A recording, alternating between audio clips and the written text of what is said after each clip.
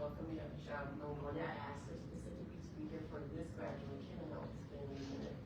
Justice Luwan from the Supreme Court, Judge Vivian Scenario from the Superior Court, and also the member of the Court of Appellate Judge.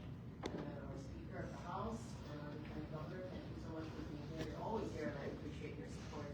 And of course, our biggest advocate in the employment side, Mr. Rivera, thank you for joining us. And so the reason why I asked Judge Mongolia to be here today is because, we talk about holistic approach and wraparound services in treatment courts. And I think we truly did that with one of our graduates today in that Judge Mongolia took care of the wife, and I have the husband. And I'm very excited about this. I had the opportunity to present with Chief Judge Mongolia last week at Mariners High School for the Red Ribbon Campaign. And I think for the first time, I truly heard Cherie's story in her own words. And it's really it's a huge accomplishment. It's very inspirational. And so while we were talking, Judge Mongolia looked at me and said, how about he graduated, right? I said, no, he's not, he didn't, he's graduating next week. And so I said, please come, and so she's here, so I'm very appreciative of that.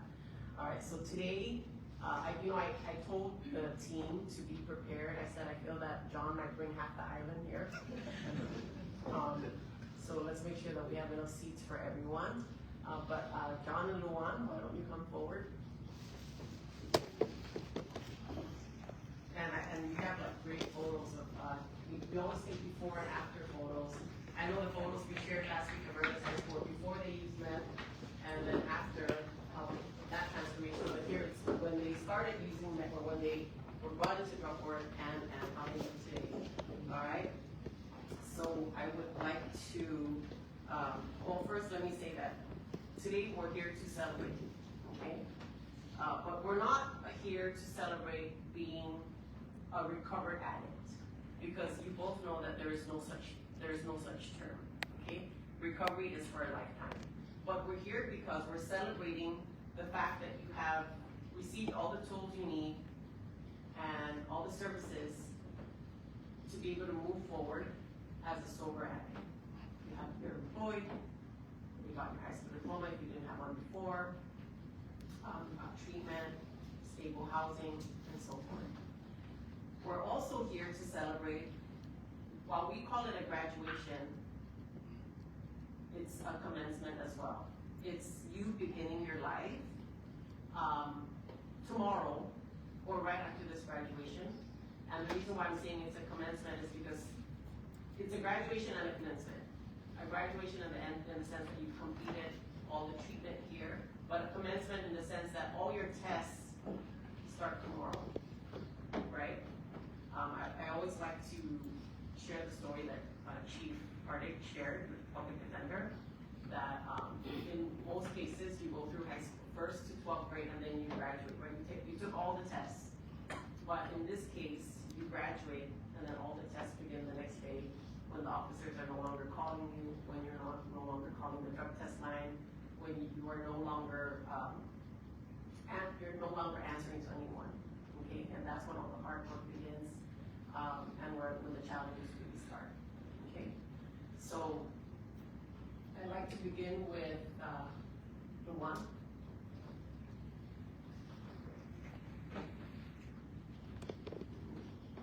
Look at that picture of Luwan before and look at Luwan today.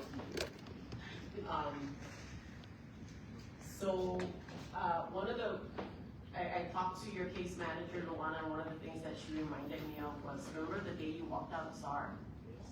And you called her and you said, Miss, I left SAR. And she was panicked. And I was probably just angry. Because you were given that privilege and opportunity to be in a safe environment, and you decided that you could do it on your own without that help. And I put you on a termination plan. And I think that really woke you up, and you started doing everything that you needed to do. And one of the things that I would like to highlight with you, Luwan, is that you were very adamant about, and you were very focused, driven to make sure that you took care of yourself and your family. And so you worked with the election commission, and it was temporary, right? Because it was during the election they needed people, but that ended, and your employment ended. And we were very stressed about that as a team. But you got right back up and you joined the governor's boot camp, okay? And you completed that. And then things happened, and so employment wasn't coming as quickly as we expected. But then you got a job at CUC. And you know, part of the graduation packet requirements, right, is to show the court your latest pay stubs and so forth, and you did that. And I remember talking about it with your case manager. I said, Luwan makes good money, okay? And I'm very happy about that because I know how important it is for you to be able to take care of your family, all right? And I know that you love this job, okay? And I know that it's gonna be a career path for you, and you're gonna stay focused, and you're gonna continue improving and moving up the ladder, right? All right. I also want to share you paying restitution. That was an important part of your participation in the program. You had restitution to pay, and you made that a priority as soon as you started working. And you also had a lot of support from your mom and your girlfriend and siblings, and I really appreciate that because no person in recovery is truly successful without support, right? Without your recovery capital, and you know all about that, Luwan. Okay. So today, Luwan is going to graduate with 583 sober days since your last drug test. Okay, so congratulations, Luwan, and I'm very happy to be here today to celebrate your accomplishments. All right, John. Yes. Look at John's picture. That's what I want to. When I saw that, I was like, what was going on with the hair? And we talked about that initially. Remember, you didn't have bigger hair at one point, and I kind of, you know, I didn't want to tell you what to do with your hair, but you figured it out all on your own. All right. Okay, so with John, you graduate today with 610 sober days. And I was arguing with your case manager earlier, and I said, I think he has more sober days, but I took it away because he missed the drug testing. And he's like, no, you took it away because he drank alcohol. And I was like, oh, okay, all right, so legit. Okay. Anyway. So John, what I would like to share about you, by the way, yesterday I was on a Zoom call with Justin, and I brought you, I said, you know, John's graduating tomorrow, and he was so excited, and he asked me what time, not that he could be here, right, because he's in Florida, but he was very excited for you. So, for John, this is your second time around in treatment, okay? And I know that I've asked you in the past, why is this time different? Why are you going to succeed this time when you didn't last time? And I was always very fearful every time I was asked to allow you to speak because you know that the first time you did this, you were an athlete representing the CNMI, and you went to high schools and you spoke about your journey, but then you relapsed and then you got arrested and you ended up here in trouble. But I reviewed your graduation packet, and you also told me in court that this life is way better, okay? And you're not going to go back to that life. And it's hard. This life is not easy, but it's rewarding. And you've made amends, and you've reconnected with family members. And I remember you telling me that one of the things that you enjoyed most about the holidays last year, spending it with your aunt who has since passed. And you said that you were appreciative because you were there, not just physically, but you were there and you were able to enjoy it with her, and you were able to have no regrets, right, when she then finally passed, right? All right. So John, and I said this to you before, you are a born leader, okay? And what I learned about you through the program is that, and this is not a good thing, but you were not at the bottom of the totem pole. You were kind of the higher up in the totem pole. So people follow you, and which means for me, two things. One, that you have this ability, I think, to bring other people who want to be in recovery. You can bring them into the light, so to speak, and you can help them, okay? And two, it's also for them to be able to see that someone like yourself can exit that life and be successful sober, okay? So you have a great potential to give back, and even more so now in your position, okay? Because now you are earning a paycheck as a peer support specialist, okay? I hope it doesn't stop here. I hope that you eventually become a social worker or an addiction specialist, counselor, or a psychiatrist or a psychologist in this field, because I feel that you are capable and you can give so much back. All right. So congratulations on graduating today.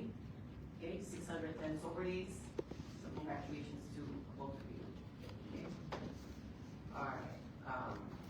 At this time, we're going to have counselor remarks. So let's take a look at the screen and see who's there.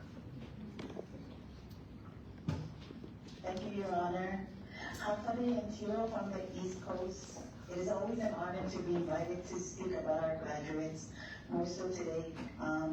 Your Honors, distinguished guests, family members, friends, and most especially our graduates. Today we get to witness another milestone for our recovery community. Wow, as the day finally comes for Luther too and the John Jr. to graduate, what a journey that's been. Luwan, John, I want to thank you and your families for allowing me to be a small part of your recovery journey. To describe that journey, let's go out to the ocean. Since a few times I beat you both in paddling. To the resilience of an outrigger canoe paddler. And as athletes themselves, I've seen our graduates struggle as paddlers. When you first stepped into the canoe, you felt uncertain, much like the early days of recovery.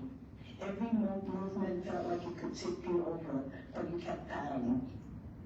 In outrigger paddling, you learn quickly that balance isn't about staying still. It's about staying centered while everything around you moves. Recovery works the same way. Life doesn't stop throwing waves, but you've learned how to ride them. Despite the challenges both of you have faced, you are still here and paddling forward. Through treatment, especially men in recovery, we've learned that recovery requires the ability to overcome those waves. And just like in the canoe, this is not a one-man journey. Lou, your canoe has been supported by a resilient wife, your loving mom, your children, and your siblings. Your number one goal has always been to show up for your family. Now more than ever, I hope you keep that boat steady. Stay humble, continue to inspire your peers, especially those from your own town and our favorite village of CK. John, you shown that true leadership includes humility. You can be wrong, and today you are a different leader. Just like Judge mentioned, we've learned that leaders don't always have to be right, and that sometimes it's okay to take seat number one and let your team guide you. Your beautiful wife, Sherry, your children, your big family, your parents, your peers, and colleagues, they are your team. And in the spirit of motivational interviewing, remember the journey ahead is yours to shape. If there's one thing I've learned about recovery, is this. Everyone in your canoe is there to support you. When someone loses the rhythm, someone calls out hut. A reminder to change things up and keep moving forward. Yes, it will get rough. There will be moments when you fall out, when you feel like giving up, but you won't. You shouldn't and you cannot. Because progress doesn't come from one big wave, it comes from one steady stroke after another, and one day at a time. Life, like the ocean, is unpredictable and powerful, but so are you. So are both of you. Congratulations, Lou and John, and keep paddling strong. Thank you. Thank you, Pat.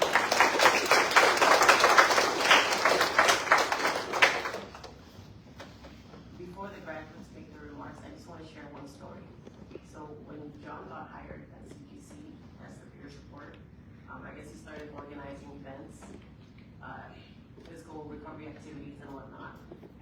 remember during one staffing, participants all asking me if they can go fishing. And I said, okay. I said, who are they going fishing with? Oh, with John. Okay. And then I asked after, did you guys catch anything? And they said nothing. And I said, and then I asked you, and you said you don't know how to fish. So why are you leading a fishing expedition? But you try to be creative, right? And create a lot of do different activities for the participants. But yeah, you guys don't know. I told you to fish my way, right? Go across the street to the pool and pick what you want. All right. Okay. So now let's begin. Luwan, let's start with you.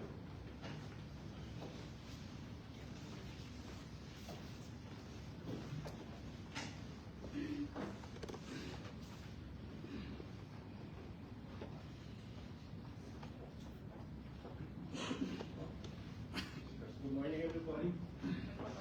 My name is Luwan, and I'm a grade 4 coordinator.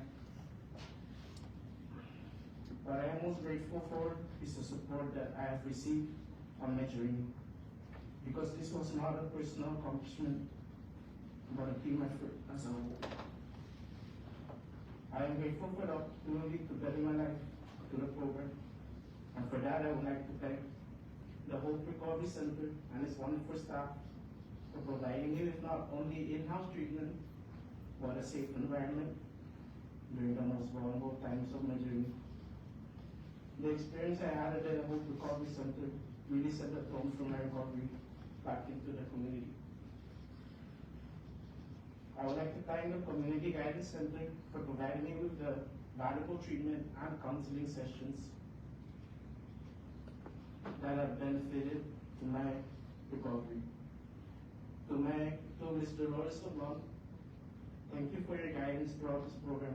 I was very fortunate to have you as my case manager. You always push me to do better, and look at the ways God me today. To the Honorable Judge, the rest of Kitchener, I thank you from the bottom of my heart for accepting me into Drug Court. My family and I are forever grateful for the privilege. Your hard work and dedication to this program is truly an inspiration. You managed to make a difference in more than 100 individuals like myself who struggle with addiction. That itself shows the hard work and dedication that you and the entire Drug Court team instill into this program. You were right when you said, Luwan, if you obey the 3 simple rules of Drug Court, your sobriety shall follow. For that, I will continue to try, show up, and always be honest. To the role models in my life, my siblings, thank you guys for always playing hardball with me. You guys only wanted what was best for me as the youngest child of 7. To my mother, Patricia Regis, I hope that my struggles with addiction never once made you question your character as a mother. Because she only raised me with so much love and discipline to know what's right. And I only ever did wrong on my own. To the better half of me and the mother of my 2 beautiful boys, Cecilia, I am the luckiest man to have you because you always stood by my side. Thank you for your unconditional support in this journey. I am truly blessed with the best. And I know that for sure because when I visited my grandma once, she told me, my son, I hope you never go back to using drugs. Because if I was Cecilia, I would have left you a long time ago. But he never did, and for that I owe you the world and so much more.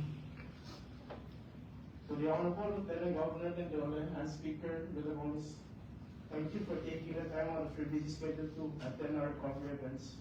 Your support means everything. This program has taught me valuable lessons about life. I've learned how to manage my stressors, manage my time, and take accountability for my actions. But most importantly, I've learned to live my life one day at a time and to deal with life on life's terms. To my fellow peers in the program, please take advantage of the opportunity in front of you. What we can do alone, we most definitely can do together. You get what you give. It works if you work it, so work it because you work it. Thank you, everybody.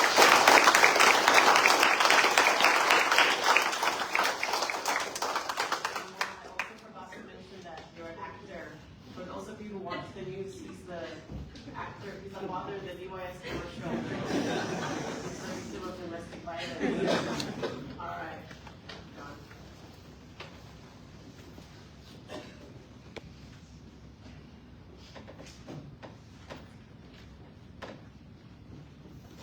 Good morning, everybody. Good morning, Your Honor, Judge Kim Tenori, members of the drug court team, my family, friends, and my peers in the program. Standing here today is a moment that means more to me than words can describe. When I first entered the drug court program, I didn't come in ready to change. In fact, I didn't want to change. I was here because I had to be. But through time, reflections, support, and treatment, I realized that change wasn't something that was being forced on me. It was something that was being offered to me. And I thank God every day that I accepted that offer. This program helped me see that change is not a punishment, it's a blessing. It's about rediscovering who you are and reclaiming the life that addiction slowly was taking away. I came into drug court with doubts and resistance, but I'm leaving it with faith, peace, and a heart full of gratitude. To Your Honor, Judge Kim Tenori, thank you for your compassion, your fairness, and for seeing beyond our mistakes. You've created a program that reminds us that justice and mercy can work together, that accountability and second chances can coexist. To the drug court team, thank you for guiding us through this journey. Your patience and consistency have made all the difference. To Ms. Tan, my counselor during treatment, thank you for walking beside me through the most difficult parts of my healing. Your guidance, honesty, and faith in me helped me face the truth about myself and believe in my ability to grow. You helped me not only recover, but understand what recovery truly means. To my boss at the Community Guidance Center, thank you for believing in me and allowing me to be part of a team that serves others on their journey to recovery. Your trust and support gave me purpose and reminded me that my past does not define my future. To my coworkers at CGC, thank you for encouraging me every step of the way, for understanding when I needed space, and for celebrating my progress along the way. Working alongside all of you reminds me every day of why I chose this path, to help others the way I was helped. To my peers, both in the program and in recovery, I want to say this from the bottom of my heart. Your journey matters. Even when it feels hard, even when it feels like you're walking uphill, keep going. Change doesn't happen overnight, but it does happen. And when it does, it brings a kind of peace that's worth every challenge that you faced. To my parents, Aurelia and Max Kretzers, the late Delgadina Alpuzo, and the late Dr. John Joyner, my in-laws, Anna and Sus Costro, thank you for your prayers, your wisdom, and for never giving up on me. I love you guys. Most especially to my wife, my greatest supporter. Thank you for standing by me with love, patience, and strength. You never stopped believing in me, even when I struggled to believe in myself. You are my heart, my purpose, and my reason for staying strong. To my children, every step I take toward a better life, I take for you all. You guys inspire me to be a better man and a better father. I want you to know that no matter what challenges life brings, you can always rise above them. We may be the one graduating today, but this day is not just about me or Luke. It's about everyone who believes in recovery. It's about those fighting, those rebuilding, and those supporting. We all share this victory together. Today I stand not as a person I once was, but as a person I was always meant to be, restored, grateful, and ready to keep moving forward. To everyone who has been part of my journey, Judge Kim Tenori, Ms. Diane, my boss, my coworkers, my family, my peers, thank you for being part of my change. Before I close, I would like to extend my deepest gratitude to Governor David Appetang and Lieutenant Governor Dennis Mendiola for their support. Then my teammates, representing CNMI, for your continued commitment and recovery and in the realm of rehabilitation and recovery efforts on our hands. To my now Speaker Edmund Villagomez, special thank you for your consistent support and commitment in our prevention and recovery efforts. To those still walking this road, keep the faith, trust the process, and remember that change is not only possible, it's powerful. Thank you.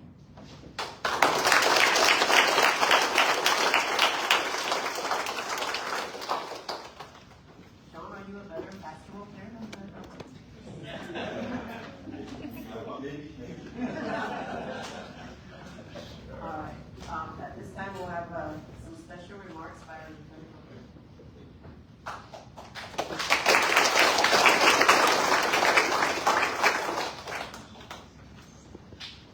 I don't know about being a better basketball player.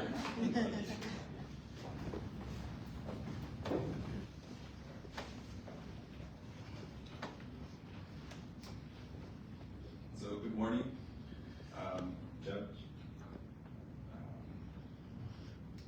from the Attorney General's office, judges, justices, members of this community, and most especially the people that we're here today for. The reason why I kind of chose to speak today, and yeah, it was kind of interesting that it was John Joyner. I remember a couple years ago and reading the newspaper and seeing your name on the paper, and I was like, John Joyner. What happened to him? You know, like, you were a great basketball player. You were, like the judge said, you were a part of this community that you know everybody looked up to in terms of basketball sports. So I was quite shocked when I saw that. But nonetheless, the reason why I stand before you is that, you know, I was also part of, you know, suffering addiction. Unfortunately, it wasn't really something that I wanted, but it was more something that, you know, through the VA process, right, where I was just receiving medications regularly, I got addicted to oxycodone. And, you know, starting from when you get that addiction, right, all the way to where you realize that it's becoming a problem. You know, you realize that despite where you're at in your life, everybody has challenges. Everybody's suffering some kind of challenges that they're facing with their family. And, you know, being that I'm sitting in this chair right now as a lieutenant governor, I wanted to reassure you guys that it really, the challenge and the fight is really all within ourselves. Because it doesn't matter where we come from. It doesn't matter where you started and what happened to you past. One thing that's stern is that we gotta make sure that we accept that there's a problem. You know, we accept that, you know, we're causing harm to our family. So, you know, a couple years ago, I was going through the transition when I fought cancer from military out, and, you know, the VA kind of started prescribing me 120 pills of oxycodone every month. 120 pills for 7 years. For 7 years. Again, it was not by will or it's not by want. I thought that this is part of the treatment of trying to get better with, you know, cancer and everything, right? But a couple years into it, you realize that it's altering your mindset. It's altering the way you see your family, the way you address your family. You know, it's making you more aggressive. And when I realized that, I decided on my own. Luckily, my wife is a psychologist or you know, a counselor, so she started helping me transition out of this process. And it was a tough period of my life, because for me, you know, when I look at a lot of these challenges, it's not isolated to just individuals, like, for example, yourself, John Jordan. There are many people that suffer this, but unfortunately, you have to go through this program to realize that, you know, it was within you all along. You could have made that change. And the same goes for all the clients. It's really within us, right, to make that change. It starts with us accepting it and wanting to have a change. So with that acceptance, my wife and I came up with a plan, and, you know, of course, we stopped. You know, we wrote a letter and stopped all these, you know, medication that was coming to me, and I decided that, you know, I was gonna get back into sports, basketball, and try and rebuild myself. How did I do that? Started working out, training. I started trying to bring back the fame, the sport that we once had, right? And you can relate to this. And, you know, now that we're a lot older and we go to the sports, we tend to kind of try and compete with younger generations, right? But one of the things that you realize is that we're starting to get older, and it's not as easy. It's not as easy. But the point that I'm trying to make is that, you know, through that ambition to trying to get back to where I was, it actually taught me to become a better individual. You know, I started aspiring. I started wanting more for my life. You know, I didn't want to be just the retired Dennis Mendiola that, you know, was going through all these medication and suffered cancer. So what did I do? I decided to give back. I decided to become the Deputy Commissioner of Fire. Through that aspect, through that part of my life, I decided to, you know, go out into the community, start sports programs, and, you know, give back to the community. Then I got ascended to become the commissioner, Commissioner of Fire. So I took that ambition, that aspiration, and made it, CNMI Fire. We started pushing, and I saw one individual here that, I used to play basketball with, as a commissioner. And it's quite interesting because these guys are, like, boss, you're commissioner, you're still, beating us. Can you take it easy on us? But my goal was to try and inspire people to step up the game, right, and want more for themselves. Then I moved up to Homeland Security, became a senator, became president of the Senate. 6 months later, I became lieutenant governor. This position is not something that I asked for, right? But I'm here now. So through all of that life experience, I use that as a means to make sure that, when I make decisions, I use those lessons learned in my life to make sure that it doesn't happen again. So the reason why I stand before you guys today and I express this challenge that I went through is that I want to not really inspire you guys, but motivate you guys, motivate everybody that's kind of going through this process, there's light at the end of the tunnel. We just gotta be willing to take that. We gotta be willing to take that path and we gotta want change for ourselves. So with that, congratulations on your graduation day, and I hope, pray for you guys that you continue to stay sober and become contributing members of this community. Thank you, Judge, for having me. Thank you. We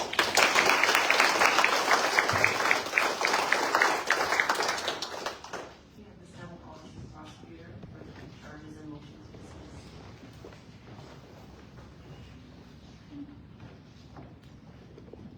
Hey guys. Good morning. Thank you everybody for coming. Very proud of you guys. Luwan, Lewis, Emily, Regis. On March 3rd, 2023, you were charged with burglary and theft. And then on May 11th, 2023, you were arrested and charged with burglary again. And then on September 7th, 2023, you actually were accepted into the drug court program. And here you are now. Mr. John Joyner, on July 15, 2022, you were arrested. Now, with you took a little bit more time to get into the program. There was a lot more debate, a lot more, I don't know if I want to do that. But you did actually decide to get into the drug court in November 9, 2023. I think it was a good choice. Yes, it was. So, again, I'm very proud of you guys, and I've seen a lot of people graduate. A lot of people have come through and graduated, and some have struggled, and some have gone on and are still doing really well.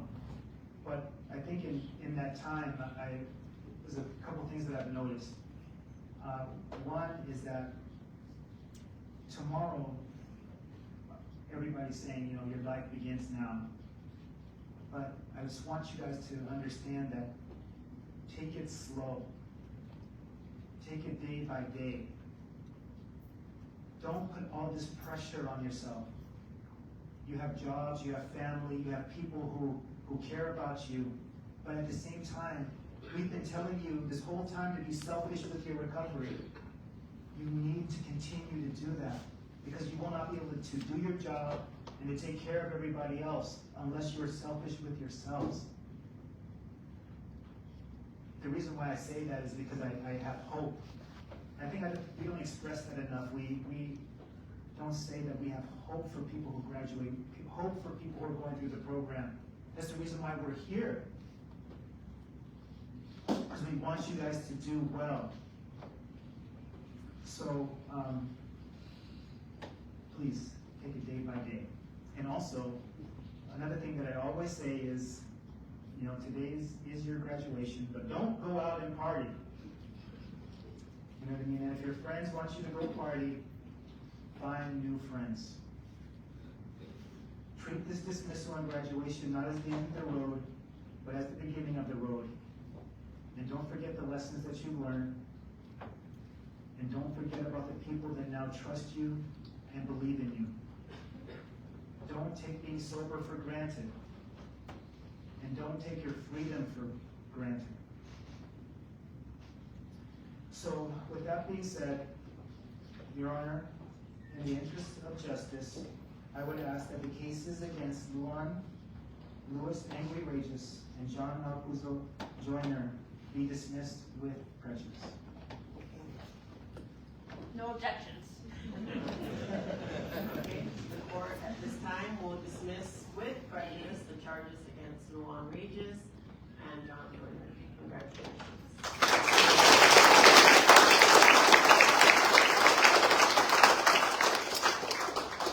Okay, at this time I'd like to ask the bench members and the speaker and the lieutenant governor to please join me.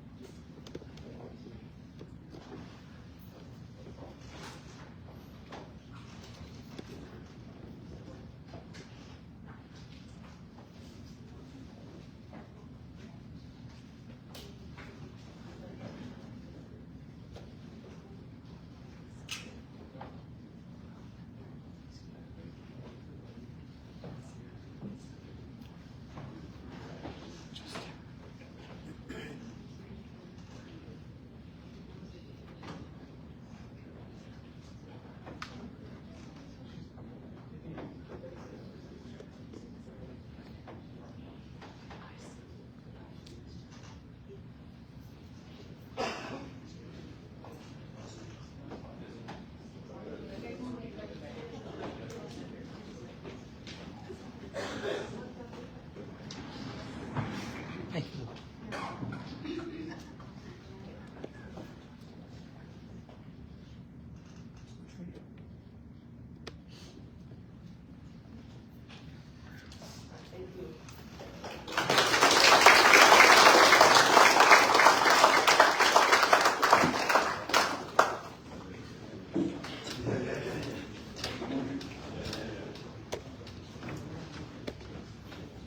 All right, at this time, we'll take a short recess so we can allow the family members and our dignitaries to go back to their,